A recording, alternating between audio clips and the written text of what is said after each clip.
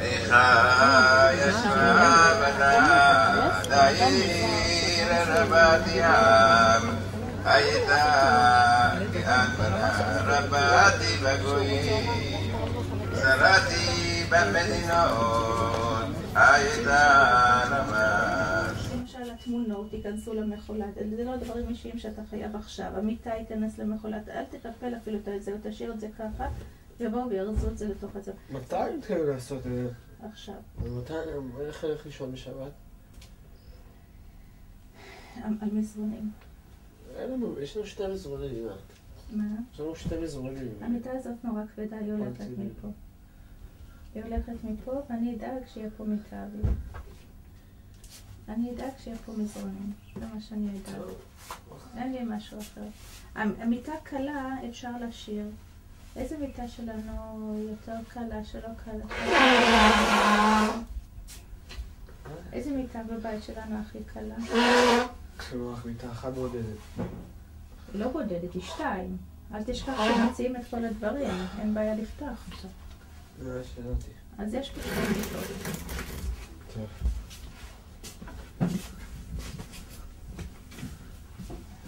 שיש דברים שהוא לא רוצה שיגעו וזהו. להגיע הביתה, לארגן לך את הדברים אישיים, יבואו לארוז, כן, ותבואי לכמה דקות, מה שירזו לך ירזו, אבל...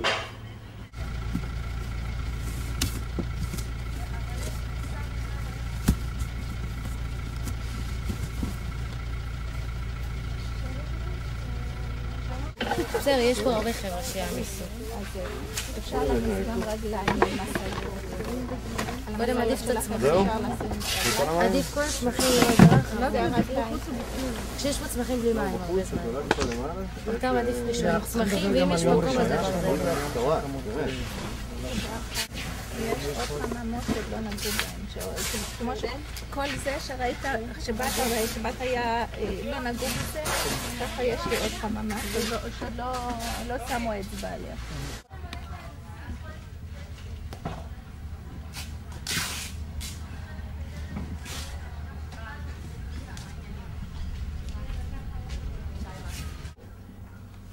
פשוט בגדה בי המדינה. היה לי 42 ואפילו 30 אני לא יכולה להקים מתוך ה-42. המדינה בוגדת. זה הבעיה שלי, אלוהים, ההתנתקות, מי לא חשב על ההתנתקות הזאת? אני המצאתי אותה. איך הוא הלך בראש דבר כזה שהוא לא יודע שזה בכלל לא דבר? מה? אני הולכת על דברים גדולים מדי? זה מה היה לי 42. מה? אני לא מוכנה לוותר מ-42, אני חושבת שמגיע לי 30, אלוהים, מה קרה? לא הולך, אני בקטן לא יודעת לעבוד, אני יודעת לגדול מ-30, מ-30 אני יודעת ללכת הלאה, אני לא הולכת לחזור למה שהיה לי לפני 20 שנה, לא רוצה, לפני 15 שנה, לא רוצה, לא הולכת 15 שנה אחורה, בגלל ההתנתקות הזאת, לא מוכנה. עופרה, קחי את המשאית עכשיו כי היא תספיק עוד נגלה. ביי מתוקונה. תקח להם, תוציא את הקרטונים, תוציא את הנייר לבן, תוציא את הדבק, תוציא הכל. שלום רונית. רונית? אהלן רפי, מה שלומך? יופי. בסדר. מה לעשות, החיים קשים. את עם 2 קונטיינרים של 20? לא, אני רק אחד מספיק לי שתארוז להם, את הדברים המקבלים אני. אוקיי. ברזלים אני אעשה לך. טוב מותק, בואי תעשי לי סיום. תוציא את כל הקרטונים, נייר לבן, דבק, ניילון סטריץ'. לארוז, אני רוצה את הדברים האישיים שלך שתשימי בקרטונים. המשאית לקחת אותה.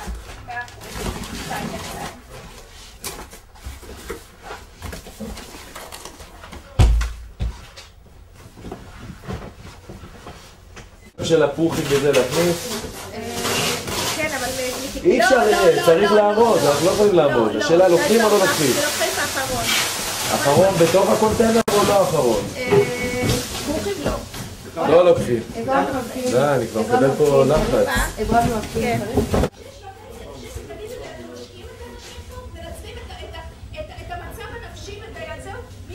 את יודעת שהצבא את יודעת שהצבא לבד נותן לי 5,000 לנגלה בלי לעשות כלום? רגע, את יודעת את זה או לא יודעת? את יודעת את זה או לא יודעת? את צודקת, ואני ראיתי בטלוויזיה, כי הם שקרנים, נתנו להם כסף, נתנו להם על החשבון, לא נתנו אגורה לאף אחד. תעזוב הכל, תעלה לאוטו. תעזוב הכל, תעלה לאוטו. לא שווה לי. אני ככה, על השמטסים שלי אני עוד אשלם. לא שווה שהבולדוזר יעלה על זה. חבר'ה, אני מתנצלת בפניכם. אתם לא אשמים, אתם אנשים טובים. זאת אומרת, אתה מגיע ל-30,000 שקל בלי להתאמץ. שישרף הבית, יעקב, אני לא רוצה. אני מפסידה מאות אלפי שקלים למעלה, שישרף ה-30,000 שקל האלה. תודה רבה. אני פשוט בשוק. איך מנצלים את האומללות של האנשים. את האומללות שלי לראות. את מה הוא רוצה לראות? את החממות המפוארות, איך הפכת אותם לבתי רשת ו-200 איש יושבים על הרצפה, קציני חיל האוויר וכל האנשים הכי יושבים ומכניסים לי ומוצאים לי עציצים. זה הוא רוצה לראות? אנשים מכל קיבוצי הארץ מתנדבים ומכל מקום שרק אפשר מתקשרים אליי. יש אתר באינטרנט, אנשים מתקשרים כל הבוקר, איך מגיעים אליי? ובאים להוציא את העציצים מהמשאיות. תגידו, זה הוראה? זה שאין לי כסף, את זה הוא רואה?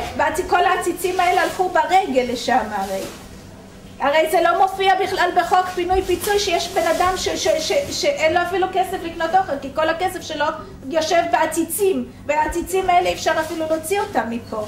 אני לא גמרתי חצי הדרך, אני חצי מהציוד שלי והרכוש שלי עוד יושב פה. חיברו אותי למים לפני 3 שבועות. כמה מהר אפשר לבנות חממות ולהעביר 42 דונם? אני אלוהים?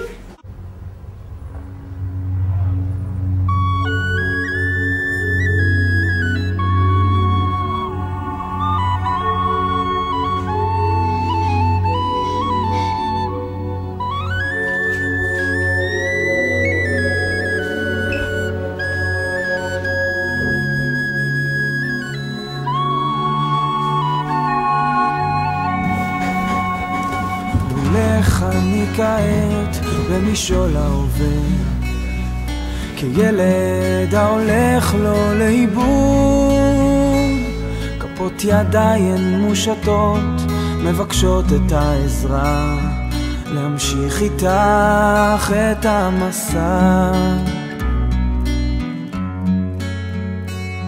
ובצדדים הפרחים כאילו איבדו את זהותם, מחפשים עוד קרן אור שתעזור, עוד לגימה קטנה של מים ממעייני החוכמה, תביא להם את התקווה. הרים ראשי, אשא עיניי אל ההרים במרחקים, וקולי יישמע כזעקה, כתפילת האדם, וליבי יקרא, מאין יבוא עזרי. עובר אני כעת בנופים חדשים, הצעדים הם נעשים כה איתי, מה יש שם שאין פה? שאל אותי עובר, מה בלב אתה שומר? שאמא שלי ואבא שלי לא זכו לראות אותי ככה, לא היו עומדים בזה.